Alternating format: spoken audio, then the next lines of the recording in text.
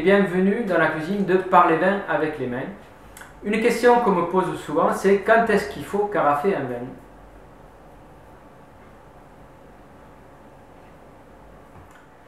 Premièrement, je réponds toujours, il faut déguster.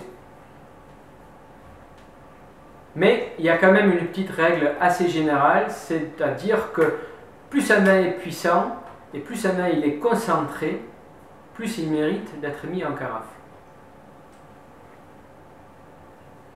Bien évidemment, pour l'instant, je parle que des vins rouges.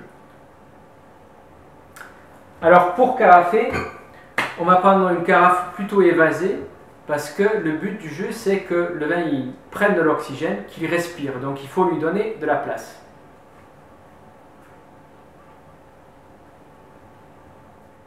Parce que le fait de respirer, c'est ça qui va ouvrir le bouquet et éventuellement même enrober la bouche.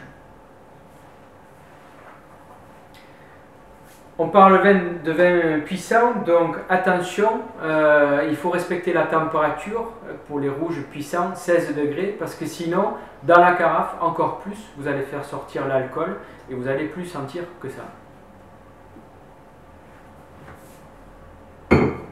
Il faut plutôt éviter la carafe sur des vrais vieux vins parce que cet apport rapide d'oxygène, ça peut les casser en très peu de temps. Donc on va ne pas améliorer le vin, mais on va rapidement le perdre.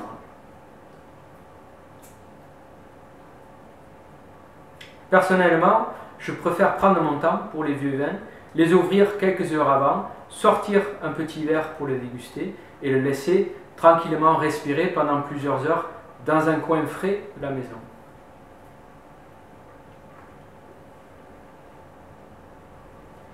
On peut aussi carafer certains vins blancs à l'aide d'une carafe qu'on a placée auparavant au frigo. La carafe, il faut qu'elle soit fraîche aussi. Surtout les blancs jeunes, puissants, gras, qui ont été élevés en barrique et qui supportent ce carafage juste avant le service. Donc là, on n'attend pas 2 heures avant ou 2 heures après, on le carafe et on sert de suite pour le déguster.